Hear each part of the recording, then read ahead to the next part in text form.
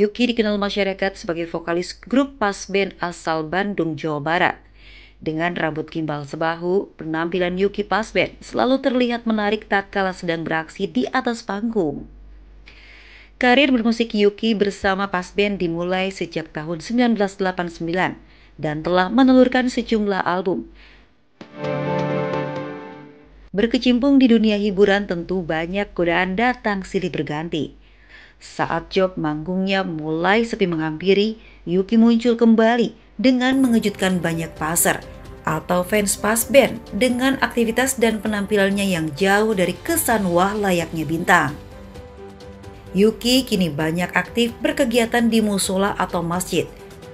Rambut panjangnya yang dulu gimbal kini digantikan dengan kain sorban, lengkap dengan pakaian panjang yang sopan dan bersih. Ya, Yuki pas band telah berhijrah menjadi sosok yang berbeda.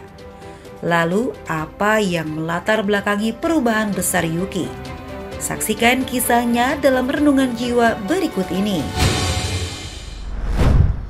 Masya Allah, Anda kembali menyaksikan Renungan Jiwa yang dipersembahkan oleh Wandi Bor, tentu sarung kita.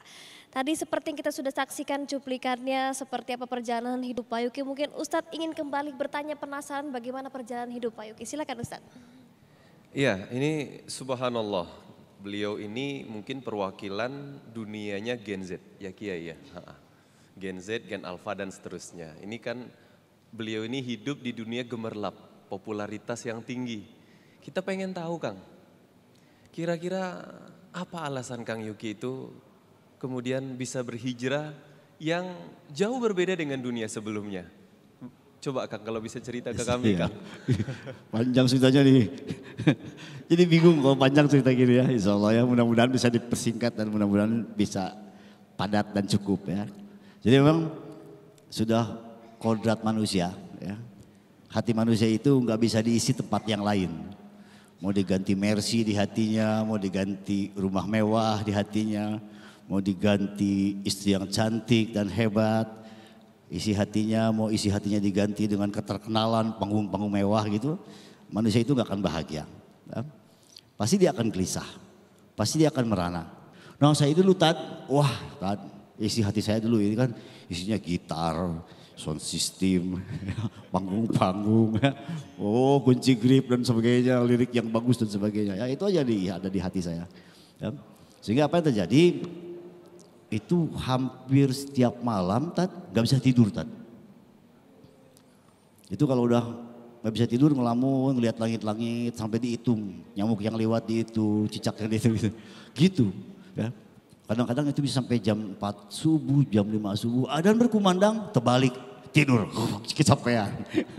Kecapean karena nelangsa di dalam keadaan yang selalu stres, selalu risau, khawatir kepada urusan-urusan dunia. Ya. Itu fondasi. Pertama saya dapat hidayah itu sinyalnya itu. Ya. Lalu kemudian apa yang Allah berikan lagi ketika sinyal ini tidak ditangkap. Ketika sinyal ini nggak ditangkap oleh kita, nggak diolah, rasa khawatir ini, rasa salah ini, maka Allah kirim beban lebih. Yang pertama Allah cabut kizlan saya adalah kebangkrutan. Ya, bangkrut dalam angka yang fantastis buat saya. Ya. Bahkan tidak hanya bangkrut tapi hutang yang berlimpah. Berlimpah. Karena sombong, karena merasa sekolah, karena merasa cukup mengerti urusan dunia, bangun pagi kerja keras sampai tengah malam. Begitu terus setiap hari. Apa yang terjadi? Allah cabut kepengurusan yang kedua. Allah kirim kizlan yang kedua. Apa kizlan yang kedua?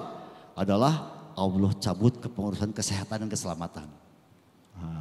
Saya kecelakaan, tabrakan, kaki saya berantakan dan kemudian setelah itu baru saya menyerah kepada Allah. Ya Allah, segala urusanku aku serahkan. Semua urusanku aku serahkan kepadamu. Aku menyerah kau ya Allah. Gitu. Apa yang terjadi? Ternyata hidayah datang. Ya. Ternyata semua bantuan Allah kembalikan. Akhirnya terpahamkan. Astagfirullah. Ternyata Allah cuma minta satu saja. Balaslah cintaku. Gitu ternyata.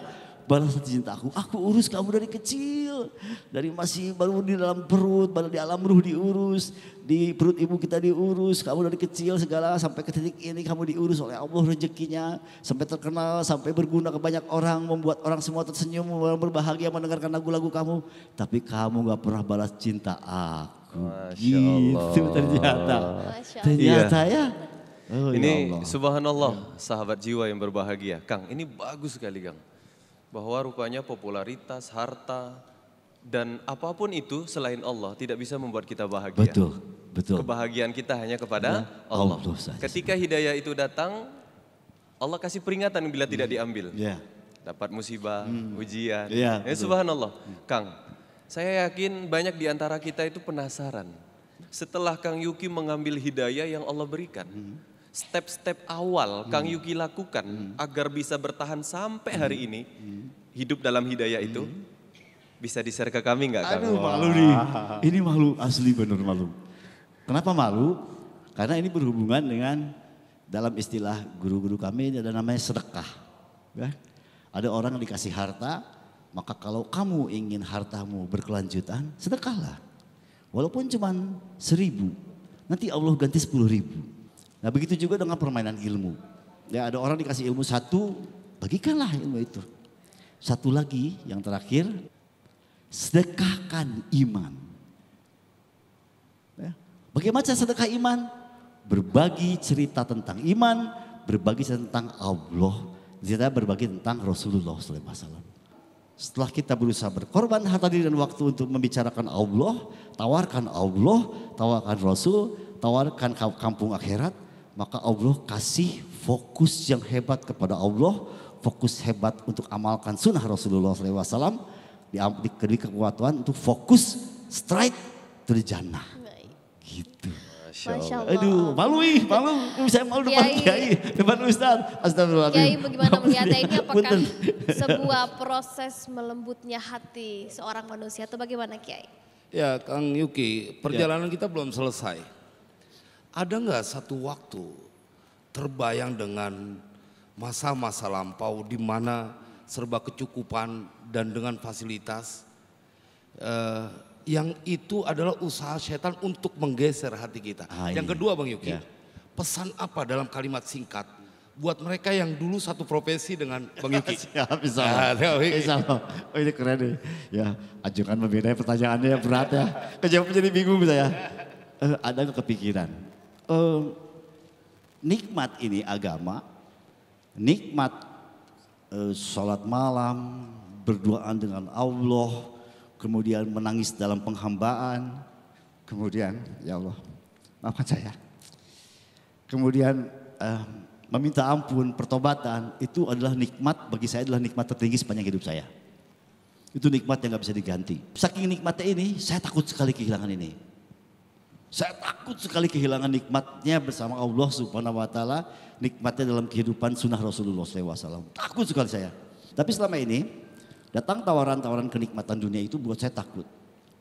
Jadi tawaran misalnya jabatan, tiba-tiba ada orang teman-teman yang main di partai, ayo Kang maju Kang, ayo maju Kang, maju Kang. Aduh saya takut, saya takut. Bukan saya nggak suka pada kekuasaan, bukan saya nggak suka ingin merubah kehidupan saya kemudian dari naik mobil tua menjadi naik mobil baru yang mewah gitu, bukan saya nggak suka.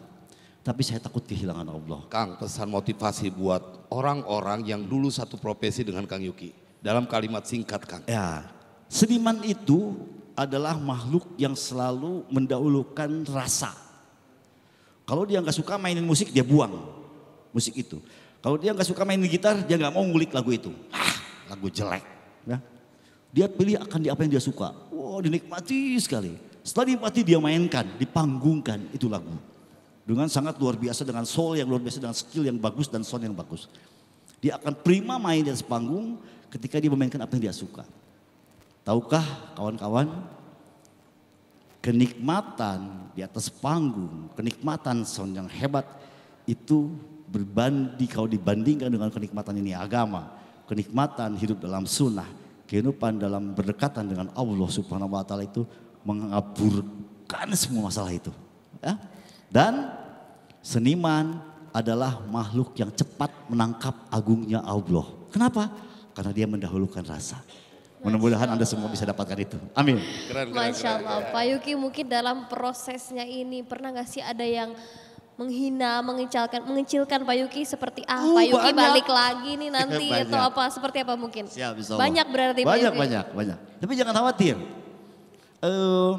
Para nabi dan para rasul yang hebat itu dalam Al-Quran, itu karena musuhnya hebat.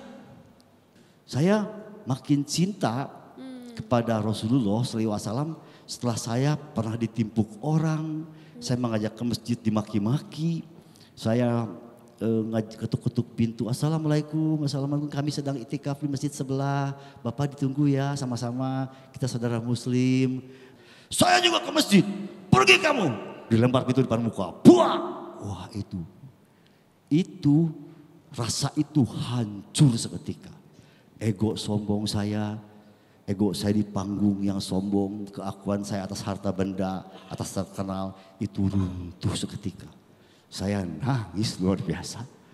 Ya Allah, apakah dulu Rasul seperti ini?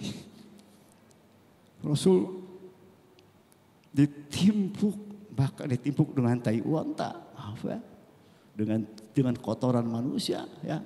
Dan beliau berbahagia mendoakan mereka, ya Allah lemahnya hamba, datangkan hidayah kepada orang-orang yang orang Mekah belum mengerti. Saya nggak sanggup. Saya berkecamuk dalam hati pengen nonjok orang itu, ya. Tapi saya tahu saya dalam agama, saya nggak boleh marah, Setelah itu saya makin cinta kepada Rasulullah. Ya Allah, kau kirimkan Nabi yang luar biasa. Seandainya Nabi itu seperti saya, kebayang ini nggak agama nggak akan sampai ke Indonesia. Gitu. Masya Allah. Ya. Mungkin Pak Yuki ini terakhir, Pak Yuki kan dulu sempat menulis lagu. Nah mungkin sudah berhijrah masih menulis lagu nggak? Masih. Saya masih nulis lagu. Saya berusaha bikin lagu yang lebih Islami, tapi nggak berani langsung tiba-tiba sangat Islami kental gitu. Maka saya berusaha bikin lagunya yang kata-katanya masih cukup dipahami oleh orang-orang dari agama manapun atau dari kepercayaan manapun. Walaupun sebenarnya jelas ceritanya di situ adalah Allah, Rasul, dan gaya hidup Rasulullah SAW. Tapi alhamdulillah setiap saya ngeluarin lagu nggak laku. Nggak laku, jangan nggak laku. Ya, jadi memang image saya terlalu sangat rocker mungkin ya. Jadi mereka berharap lagu itu wah sangar, distorsi gitu dan sebagainya, beatnya keras. Tiba-tiba bikin kok lagunya gini sih, kok gini? Ini bukan Yuki nih gitu. Ya jadi ya alhamdulillah ya ini bagian dari belajar kehidupan. Insya Allah. Masya Allah, terima kasih Pak Yuki sudah membagikan Amin, kisah perjalanan hidup yang luar biasa. Amin, mudah-mudahan ya, maafin saya ya, Insya maafkan Allah saya. istiqomah terus ya Pak hijrahnya. Masya Siap. Allah, tabarakallah. Terima kasih Pak Yuki. Sahabat jiwa yang dirahmati Allah, tentunya di segmen selanjutnya kita akan membuka sesi tanya jawab, bertanya langsung pada guru-guru kita yang sudah hadir langsung di sini. Untuk itu jangan kemana-mana, tetaplah di Renungan Jiwa.